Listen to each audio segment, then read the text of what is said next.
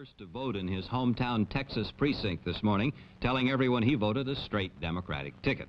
For a report on the vote of his Republican opponent, to NBC's Robert McNeil in Scottsdale, Arizona. There does not seem to be any mood of defeatism or desperation here in Scottsdale. Senator Goldwater got up about 5 a.m. to look at the dawn over the desert. He said he couldn't find anyone to make a speech to, so he called up 25 radio hams around the country and ascertained that Election Day weather everywhere was fine. Then, with his wife and sons, he went to a school about a mile from his home to vote. He waited in line for an hour for his turn. He said afterwards that he had split his ticket, but he didn't say how. The senator indicated that he would take tonight's results philosophically. Whatever the Lord wants, he said, I can live with it. Robert McNeil, NBC News at Goldwater Election Headquarters, Scottsdale, Arizona.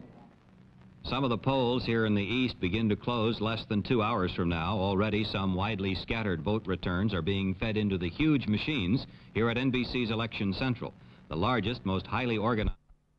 The weather was fine all over the country. At mid-morning, the senator went to cast his vote at a school with a view of mountains and giant cactus about a mile from the house. He has an extraordinary capacity to appear unperturbed in circumstances that make other men sweat, snap at their families, and bite their nails. Instead of going straight in, as other presidential candidates do, he waited in line with Mrs. Goldwater for over an hour. He spent 1.5 minutes in the polling booth itself, said afterwards that he had split his ticket. When a small child called out, I voted for you, Barry, the senator said, that's my secret weapon.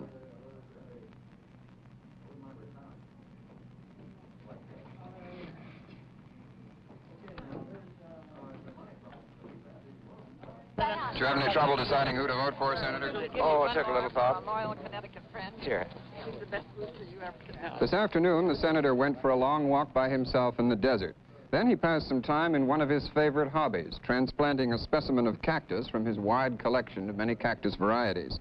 He indicated he'd be philosophical about tonight's results. Whatever the Lord wants, he said, I'll live with it.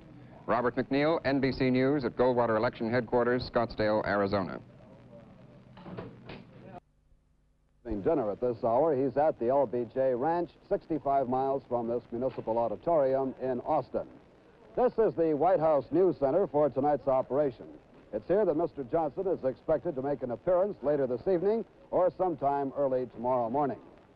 The president spent the afternoon relaxing at the ranch along with Mrs. Johnson and daughters Linda Bird and Lucy Baines. Their only guests were Judge and Mrs. Homer Thornberry, longtime friends of the family. This morning, the president did review some affairs of state with members of his staff. He started the day with a big breakfast and then drove to nearby Johnson City. Here, the president and Mrs. Johnson cast their ballots in the 4th Precinct polling place of Blanco County, the demonstration kitchen of the Pedernales Electric Cooperative. This is the first time anyone has seen how a president voted, straight Democratic, as one might have expected, and you do this by scratching out the names of persons running on the other tickets here in Texas. The president will fly by helicopter from the ranch to Austin later this evening. A helicopter landing pad has been readied just outside this auditorium. He'll drive from here to a downtown hotel a mile away and watch the returns on television. There's some speculation that Senator Hubert Humphrey might fly down to Austin from Minnesota sometime tomorrow morning if they are victorious. It's supposed that if the senator does come here, he and the president will hold a joint news conference. If the president and his aides are optimistic at this point, we don't know. Nothing's been said. They've revealed nothing of their mood or their hopes. It might be many more hours before they do. This is Robert Goralski, NBC News at the White House News Center in Austin, Texas. Senator Goldwater spent most of the day at his home in Phoenix enjoying some of the hobbies he has had to neglect during the 10 months of campaigning. For most of these 10 months, our reporter with him was Robert McNeil. The senator was up at 5 a.m. this morning to have a look at the desert dawn. He said he couldn't find anybody to make a speech to, so he called up about 25 radio hams and found out that the Election Day weather was fine all over the country. At mid-morning, he went to cast his vote at a school with a view of the desert mountains and giant cactus about a mile from his house.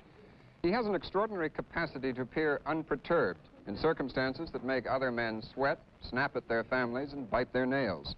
Instead of going straight in, as other presidential candidates tend to do, he and Mrs. Goldwater waited in line for over an hour.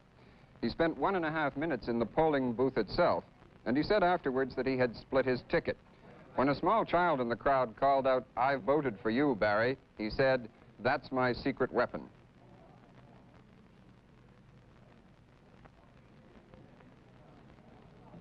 Did you have any trouble deciding who to vote for, Senator?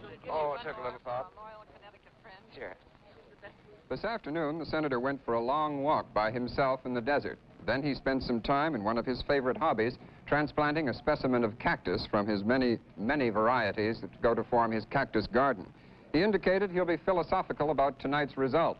Whatever the Lord wants, he said, I can live with it. Robert McNeil, NBC News at Goldwater Election Headquarters, Scottsdale, Arizona. 1960, John F. Kennedy won Illinois by less than 9,000 votes. Republicans still claim that election was stolen in the Chicago polling places. And for that reason, they set up Operation Eagle Eye, allegedly to protect the vote. Thousands of Eagle Eye ballot watchers went into the polls today looking for such violations as chain voting, undue assistance to voters by precinct workers, and multiple voting. All of this the Democrats viewed with disgust, claiming it was an attempt to intimidate the voters.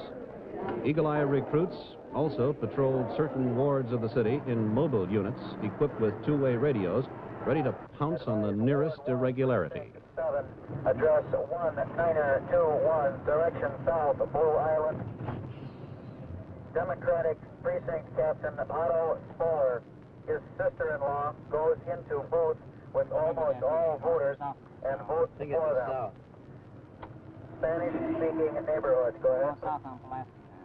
W9HGX Mobile is on the way with the Eagle crew. Arriving at the scene of the alleged vote fraud, Eagle Eye workers and photographers were treated in some cases with respect and in others with a rather quick brush-off. Campaign what? No, we don't have no campaign in here. We're not campaigning. Well, we don't want no pictures. We're not going in the picture. Officers, get about. Officers? We don't have to. We're with NBC. Here, who they're with now? This is not a show house here. We have no show. We always shoot this. You're not taking any ain't taking no pictures here today. Supplementing the Eagle Eye vote watchers were deputies of the Republican Cook County Sheriff's Office. Operating in unmarked cars and in plain clothes, the deputies were testing a threat from the Chicago Board of Election Commissioners that they would be thrown out if they tried to investigate the polls. Well, they were not thrown out, and the net result of the day's poll watching so far is 100 cases of alleged irregularities, 1 fist fight, and 2 arrests. Floyd Kalber, NBC News, Chicago. Aside from Operation